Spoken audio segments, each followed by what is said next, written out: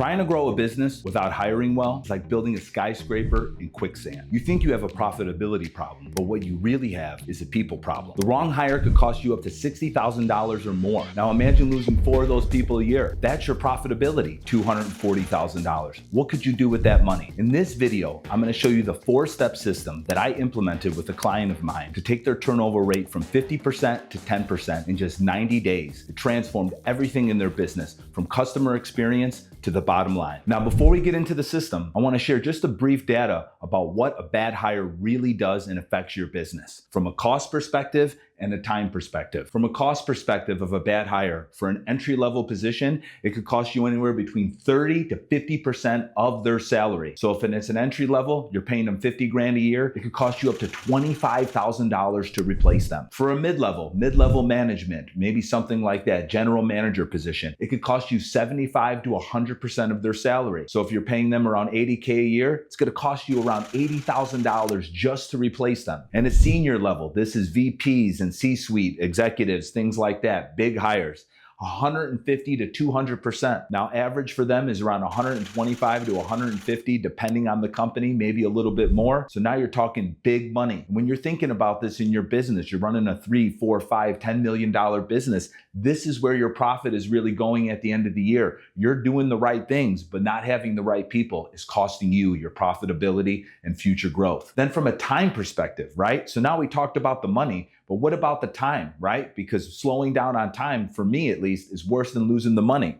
For an entry-level position, it could take 2 to 4 weeks to replace them. For a mid-level position, it could take 1 to 2 months. And for a senior-level position, it could take 2 to 6 months. That could take you up to half the year to replace them and find the right candidate if you're really looking for someone that could kick butt in the seat. So as you could see here, this is where the profit is. This is where the opportunity is. There's money just falling away in your company. Growth isn't always the answer. Making sure that you're not spending money where it's not necessary is a great way to run a profitable business. Now, step 1 in the foolproof hiring system is the job description. You gotta dial this in. This has to be done well.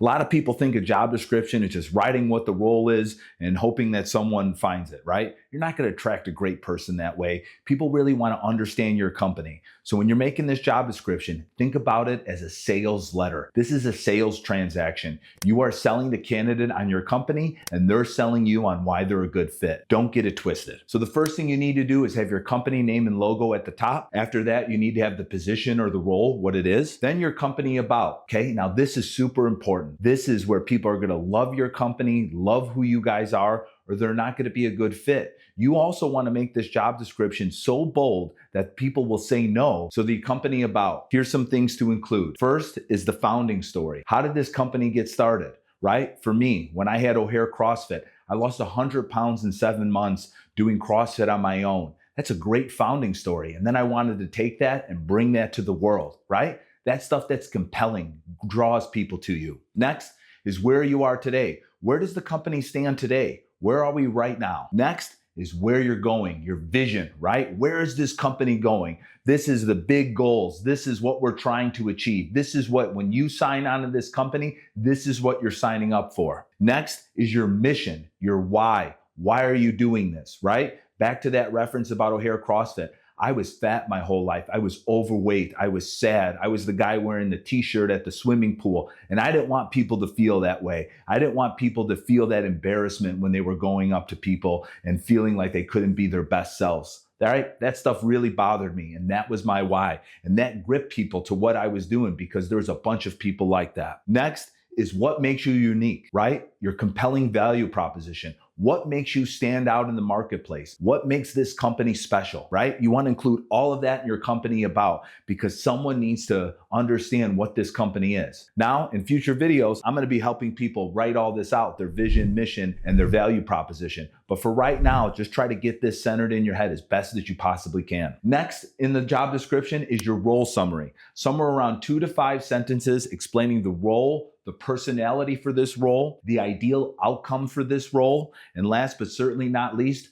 Who are they going to report to? Reporting to the general manager, reporting to the VP of sales, reporting to the CMO, whatever it is. Include all this in the first part of your job description. This is necessary before you get into the roles and responsibilities, and we're going to chat about that. This is what's really important. People need to understand who you are as a company, where you're going, why you exist, what makes you special, because that's what they're signing up for besides the role, right? And last, this role summary, just a brief synopsis of what really matters in this role and who we're looking for in this role, right? Energetic personality, outgoing, stuff like that. The ideal outcome for this sales role is that they achieve a 30% close rate, whatever you need to do for this role and who they're reporting to, so they understand just a little bit about this role. All right, we're still on the job description. Once you have the company, the logo, the role, the about the company, and then the summary, now it's time to get into the details about the role or the duties or responsibilities. Now you could have subheadings for this if necessary, depending on the role. Under leadership, different sections, right? Some people might be a marketer and they might have social media management. They might have web traffic. They might have advertising, different little subsections, okay? And that's up to you and how this role is going to shake out. Then I always like to have key performance indicators, okay? How is this role going to be measured? What means success? Right? Back to the sales example. Is it a 30% close rate? For lead generation, how much leads do you need? Website traffic, where do you need to maybe increase? How are you going to know if I come in this company and I take this job, what means I'm doing a good job? What is the measurement? What is the number? For HR, it could be turnover rate, right? Just really think about this role as far as what's the score? How do I know that this person is succeeding in this role? And more importantly, how do they know if they're succeeding in this role? And if I'm looking at this from an applicant perspective, can I succeed in this role? Then I want you to think about the outcomes, right? So like here, it could be a 30% close rate, let's say for a salesperson. And then these are all the things that they need to do, the tasks to achieve that 30% close rate. Follow up with leads within 24 hours, schedule 15 appointments a week, close 5 people a month, whatever that kind of stuff is. Think outcome and then the task to get that outcome. A lot of people just write the task, but who cares about the task? Think about the outcome. That's what people really want to know. And that's what you need to know if you're going to be hiring them.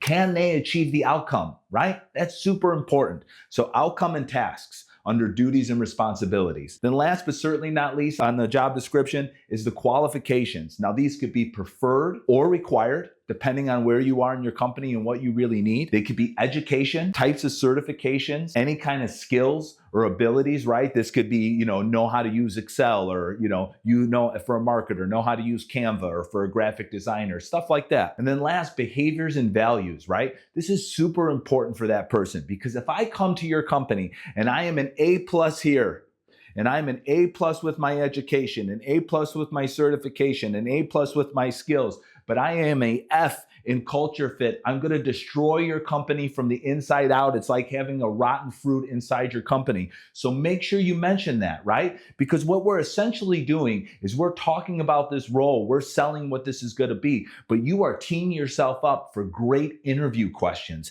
These are the things you want to talk about in the interview. Tell me about a time that you've achieved a 30% close rate and how you did it. This is all teeing that up. This all moves into this position. So make sure when you're doing this, you're thinking about what are going to be the interview questions that I really need to know for somebody. Oh, one of my values is integrity, right? Okay, great. Must have high integrity. Great. I'm going to sit down for an interview. Hey, Frank, or where'd you learn integrity from? Tell me a story about the first person that taught you that.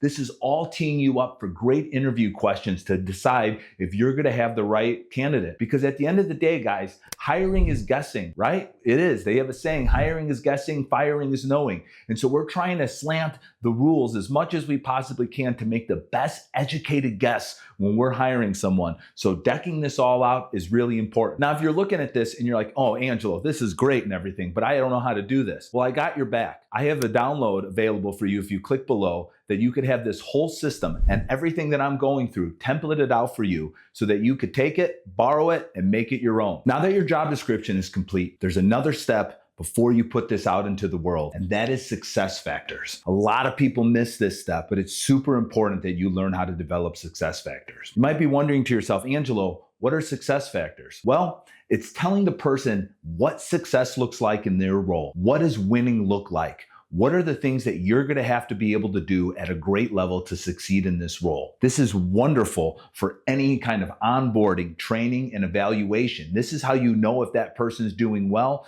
This is how you could design a great training program for them and a great onboarding program for them. It's all based on the success factors. Success factors are 6 to 8 key goals that you want someone to achieve within 12 to 18 months, okay? And they're tied to the company, right? They're bigger parts of the role that equal what this role is for success. So you could think about them in 30-day increments, 60-day increments, 90-day increments, 6 months, 12 months, or 18 months, okay? It could be decked out in any of those 6 to 8 key goals. But this is so someone knows exactly what they need to do to be successful and for you to know if they're successful. Because let's say you hire someone, right? And then you have a 30-day success factor and they don't meet it. At least you know that within 30 days, they're not a good fit for the role. They don't have the competency and they're out, rather than wasting time and time. Oh, they're going to find this out. They'll get it and all of that stuff. No, no, no, no, no. We don't waste money. We don't waste time. You have things to do. You have things to accomplish. You had the courage to start a business for a reason, and no one's going to drag you down. So here's an example. Within 30 days, become proficient in the following softwares, right? There could be certain softwares in your business: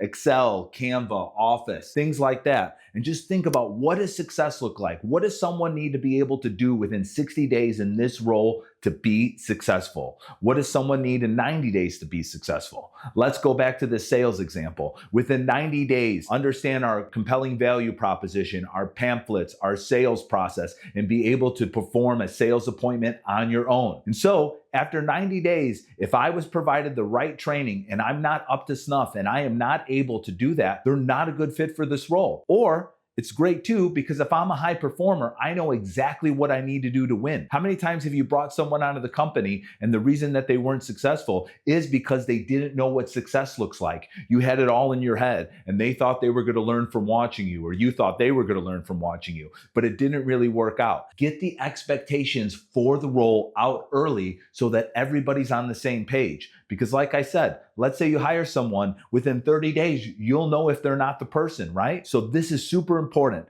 to write out your success factors. They're in the download that I said, click below. They're all decked out there. I have a template and I have a bunch of examples for you, but don't skip on the success factors. Job description is step number 1. Success factors is number 2. Do not skip this step. A lot of people don't even know about success factors. It's going to change your business for everybody, definitely for a new hire, but eventually you put this out into the entire company. It'll change what everybody knows and thinks what winning looks like. Now, we're going to get into the interview process in just a second. But before that, I want to talk about where to source the best candidates. And there's just a fact out there. The best people already have jobs. I'm not telling you to go poach. I'm not telling you to go steal. But remember what I said, this is a sales event. You want to find people that already have jobs, people that have not been working or any of that stuff. You know, depending on the role, I guess maybe sometimes that could work. But most of the time, you want to find people that have already done it, been doing it, so that they could come and work for you. Like I said in the very beginning of this video, this is all a sales event, so treat it as such. You're going to go sell your company. Yes, you could do stuff on Indeed. Yes, you could look up people on LinkedIn. Yes, you could look through your current employees for referrals. But finding people that are highly qualified, they usually already have jobs. So start there and start working on, romancing them into coming and work for you. So now you sifted through some candidates and now you're ready to do your interview process. I recommend a 3-step interview process. Yes, you could shorten this to 2 interviews if it's an entry-level position or something like that, but 3 interviews are usually the best recommendation because you could cover all the main points. Now, the first thing I want you to take a look at is to note the small things, right? The small little details in somebody. Are they on time? Do they smile? Do they look you in the eye? How do they greet you when they come into your business? And this is my personal favorite. How do they greet your team? When you're walking through your office or your HR person is walking through their office, are they introducing themselves to other people? Are they saying hello? Are they trying to be cordial, or are they just ignoring them? This is a good sign of the type of person that they are. If they're on time, if they smile, if they look you in the eye, you want someone that's confident, vibrant, is going to add a lot of value to your team and make everyone around them better. So interview number 1, I could do this as an intro call. It's around 30 to 45 minutes, but make sure it's at least case video, right? If you want to do it in person, that's fine. But depending on the volume that you're going through with candidates, an intro call is fine, okay?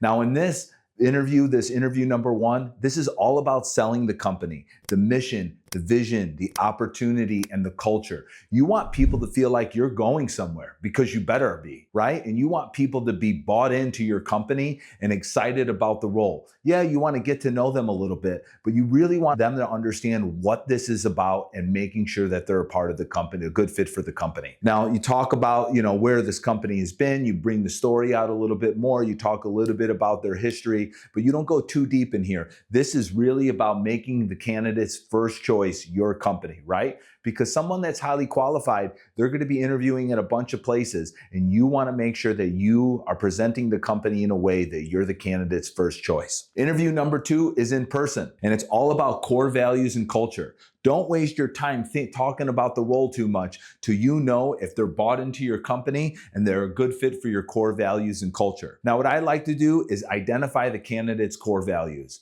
And you don't just ask them straight away, what's your core values? I mean, who does that, right? So what I like to do is talk to me about a leader that you admire. Tell me about a mentor that's made a great impact on your life, and tell me all about them. By asking those questions, you're gonna know how they affected that person, what they taught them, what they like about that leader, what they admire about that leader, and those are their core values. And you gotta understand that about them, because if they're gonna be a part of your team, your values and their values have to have some synchronicity, or this is just going to be a bad fit for your company. Then, as soon as you identify theirs, you share yours, right? You talk about your core values, but more importantly, you talk about your behaviors. What does it look like to have integrity, to have growth mindset, or whatever your values are in a day-to-day manner? What does it look like? What are the actions that take place that need to happen so that you know that someone is using those values? And you're in a dialogue with them, right? So, one of our values is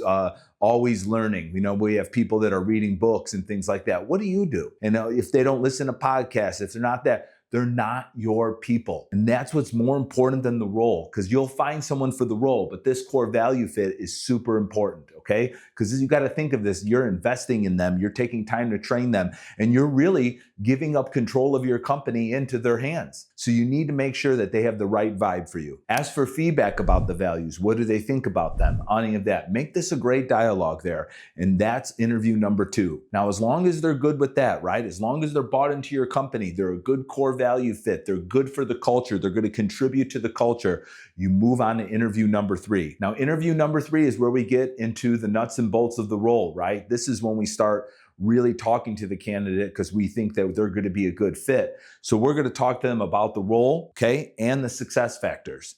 Now, when you're talking about this, you want to talk about real world examples, okay? You want to understand their thinking process, how they make decisions, what they've done in the past to achieve success. Real world examples with them. Then the next thing is prepare on-job scenario. So if you're going to be working with someone for marketing, right? You're going to say, listen, one of the biggest things that we have is we need to develop website traffic. So I want you to show me how you would work on developing a strategy to develop more traffic to our website. Remember, it's show you examples, not tell you. Have them pull up a computer, have them show you a case study, but you want to get an inside look at how they're thinking, right? You don't want someone that's just going to come to your company and follow an A and B process. Maybe you do, maybe for an entry level that could be true, but you want someone that could think on the job at this mid-level and senior positions. You want to understand their thinking process, how they make decisions, what they've done to make these great decisions and achieve successes in their life. Remember, show me how you do this.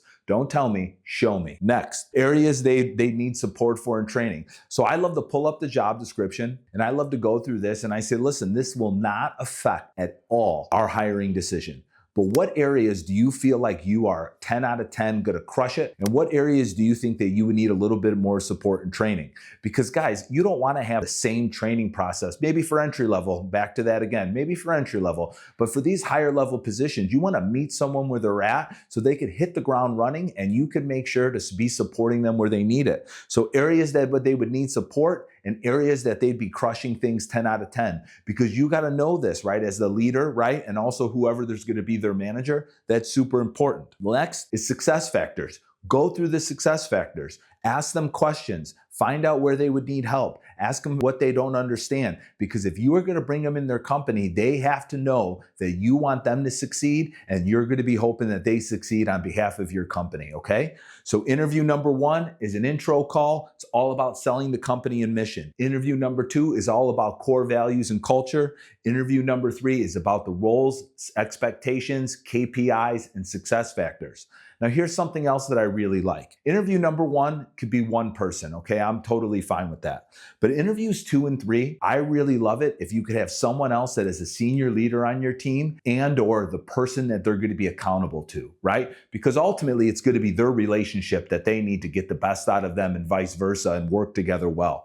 And so I love going into interview number 2 and number 3 with at least one other person with me, because sometimes too, I could be a little bit biased. I don't know if you can, but I could be a little bit biased, right? On people's energy and how they are, right? Someone like me with a high energy, I like people that are really outgoing, but that might not mean what's always best for the role, right? Or anything like that. So bring in someone else so that you could have a discussion and understand a different point of view when you are ready to make the decision.